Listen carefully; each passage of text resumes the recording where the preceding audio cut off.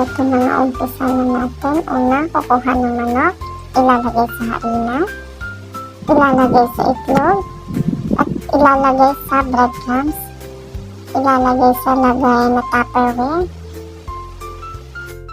At ito na ang finished product. So, nakadalawang lane ako dyan, mga mare. Ito na nga, isasalang natin sa napakainit na mantika. Ayan na nga po. Ayan, maglalagay lang tayo, okay? Bali, i-check lang natin yan. Dapat lagi lang rin tayo nakamonitor at huwag iiwan dahil saglit lang maluto ang ating breadcrumbs. Ayan.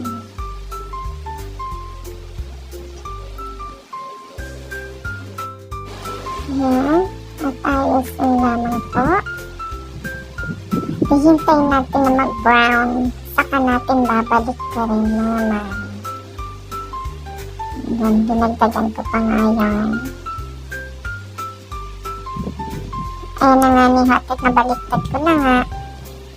So, ayan. Sobrang sarap. Yeah, excited na kung i-flex to sa mga anak ko. Yan na. See? Brown. Sobrang dutong.